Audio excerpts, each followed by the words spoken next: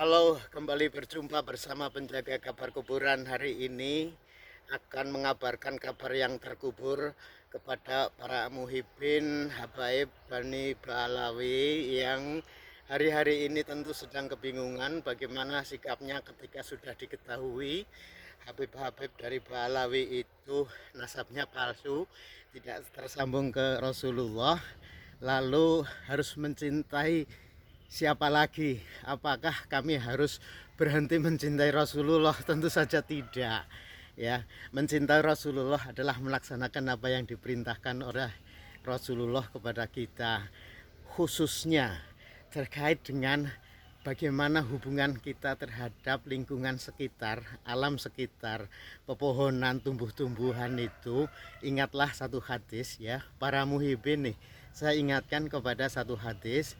Andai di tanganmu masih tergenggam sebiji kurma, andai kamu tahu besok kiamat dan di tanganmu masih tergenggam sebiji kurma, maka tanamlah. Itu perintah Rasulullah loh ya. Artinya apa? Betapa pentingnya kita menjaga keseimbangan alam, tumbuhan di muka bumi itu harus terus terjaga.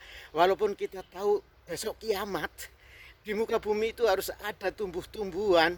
Pesan itu kan yang harus kita hayati bersama, sehingga apa yang saya lakukan ini sebenarnya hanyalah sebuah contoh gambaran ketika kita betul mencintai Rasulullah. Ayolah kita kelola lingkungan kita, karena fitrah manusia itu menjadi khalifah di muka bumi. Ya harus kita atur bagaimana bumi itu memberikan penghidupan kepada umat manusia yang diciptakan oleh Allah. Laqad khalaqnal insana fi ahsani taqwim.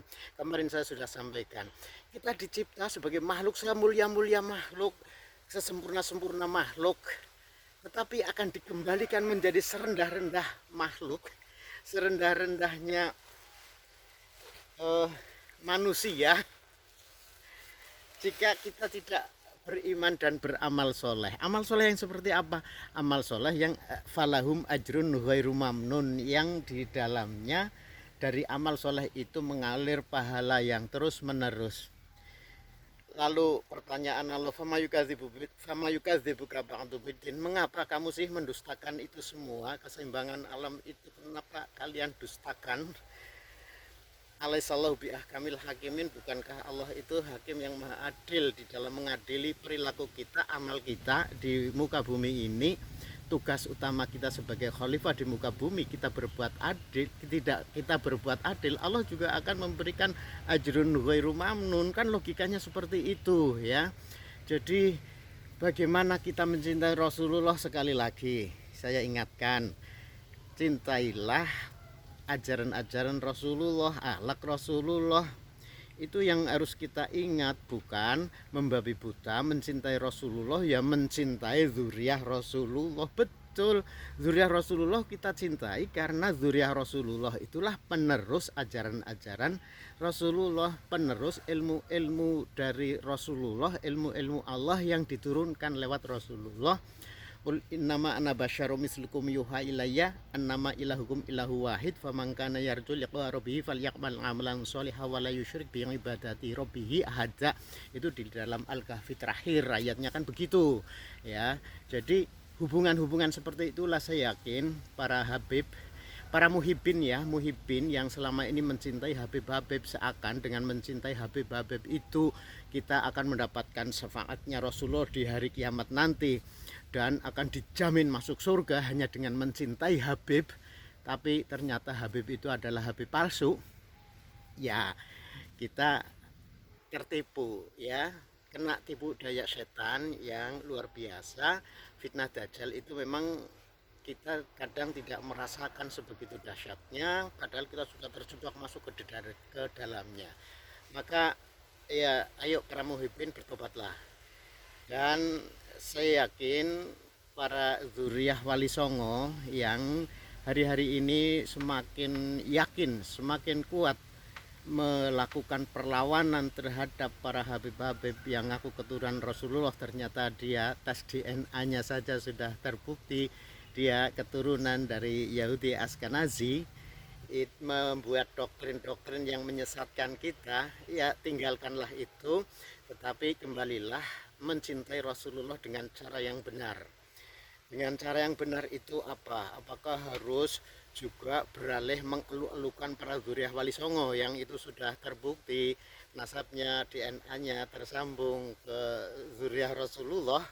Bukan itu. Saya yakin para zuriyah Wali Songo itu tidak ingin dieluk-elukan sebagaimana Habib-Habib selama ini, tetapi yang lebih penting lagi adalah eh, para zuriyah Wali Songo itu memegang prinsip in akramakum indallahi atqakum. Semulia-mulianya kalian semua di mata Allah itu adalah yang takwanya tinggi, yang paling bertakwa, inna akramakum indallahi atqakum. Nah, ayat inilah yang sebenarnya wasiat dari secara pribadi saya menerima itu dari Mbah Sun Haji almarhum yang sudah sedo. Jadi Mbah Sun Haji kita tahu dari Jimbun dikenal sebagai guru torikohnya Gus Dur kan. Jadi saya ingin bercerita lagi soal in akramakum indallahi atqakum itu adalah pada saat kami ingin menuliskan nasabnya Mbah Sun Haji itu sebenarnya tersambung dari jalur yang mana gitu kan. Karena kami yakin waktu itu paman saya yang seorang hafid itu yakin betul Mbah Sun Haji itu sebenarnya tetap zuriyah Rasulullah, tetapi belum jelas, belum pasti ini jalur mana. Inginnya kan begitu, ingin kita tuliskan gitu loh, ingin kita buatkan buku nasab soal Mbah Sun Haji itu, namun beliau justru menolak. Nah, penolakan inilah dengan hanya alasan nasab itu tidak penting, karena yang penting itu adalah in akramakum indallahi atqakum. Maka kami terus berdiskusi apa sih makna dari pesan Mbah Sun Haji itu. Nasab itu tidak penting karena yang penting itu in akramakum indallahi atqakum. Maka dari kajian, dari diskusi, perenungan yang kami lakukan itu bersama paman itu, ya ingat bahwa ayat itu kan ya ayuhan nas inna khalaqnakum min dzakari wa untha wa ja'alnakum syu'uban wa qabaila lita'arafu in akramakum indallahi atqakum, kan gitu kan. Manusia diciptakan itu min zakarin wa unsa, dari laki-laki dan perempuan. Dari proses laki-laki dan perempuan itu akan menghasilkan keturunan generasi ke generasi terus menerus, dan dari itu semua anak beranak itu dari beranak cucu itu menciptakan syu'uban, suku-suku, Qobailah dan kabilah-kabilah. Jadi kalau suku-suku itu tentu perikatan komunitas manusia yang masih tersambung ke gen tertentu, ke zuriah tertentu. Sungguh Qobailah dan kabilah-kabilah dari antara suku dan suku yang lain saling berinteraksi dan kemudian menciptakan kabilah-kabilah, kelompok-kelompok kepentingan di antara mereka. Tetapi sungguh Qobailah harus litangarofu itu saling mengenal, saling asuh kan begitu ya kan. Nah, dalam konteks inilah sebenarnya kita ketika harus berdebat panjang soal nasab Rasulullah dan kita tersambung nasabnya ke Rasulullah atau bukan itu menjadi tidak penting, dan yang terpenting kita itu meningkatkan ketakwaan kita. Takwa itu adalah taat kepada aturan-aturan Allah, kepada ayat-ayat Allah, ayat qauliyah yang tertera di dalam Al-Quran maupun ayat kauniyah yang harus kita resapi betul. Dari ayat-ayat qauliyah itu yang tertera, tertulis, tersurat, itu ada ayat-ayat yang tersirat sebenarnya yang harus kita baca bagi orang-orang yang mau berpikir, bagi kaum yang mau berpikir. Nah, bagian dari cara berpikir kita itu adalah bagaimana saya melihat ini kan, yang saya kelola ini adalah teletong sapi. Yang ini saya harus kita campur dengan dolomit, itu tadi saya menebarkan dolomit, nanti akan saya aduk-aduk lagi. Kemudian akan kita siram dengan mulase atau tetes tebu ini yang sudah saya siapkan, dan nanti akan kita fermentasi dengan EM4 ini, yang menurut petunjuknya 1 liter ini 1 EM4 itu bisa untuk 1 ton. 1 ton pupuk vokasi padat yang bisa untuk berhektar-hektar tanaman padi ini, yang akan saya kelola, ya, saya manage, saya atur pemrosesannya, kemudian nanti bagaimana pendistribusiannya dan bagaimana nanti pemupukannya kepada tanaman, dan itu adalah bagian dari apa yang disebut dengan takwa secara real, kan. Takwa kita artinya adalah taat kepada aturan-aturan Allah, pada ayat-ayat Allah yang diturunkan kepada kita sebagai khalifah di muka bumi, karena saya yakin semuanya akan terjawab ketika kita dengan hati membaca ayat-ayat Allah yang ada di dalam Al-Quran, ya, yang tersurat maupun yang tersirat. Dan inilah pesan yang ingin saya sampaikan kepada para muhibin. Cintai Rasulullah adalah cintai lingkungan kita, ya, bukan membabi buta asal taat patuh kepada Habib-habib yang dawir itu kita seakan sudah dijamin masuk surga. Enggak lah, yang akan masuk surga itu ya orang yang bisa bersyukur. Jadi bersyukur itu adalah memanfaatkan kotoran-kotoran sapi, teletong-teletong sapi seperti ini nih, ya kan. Ini yang baru dimasukkan. Ini kita tampung saja dulu sebelum diproses. Itu bentuknya ya memang menjijikkan gitu kan. Jadi kalau akan saya kasih gambaran yang masih menjijikkan teletong sapi itu ya itu loh, ini loh yang masih rasanya menjijikkan sekali.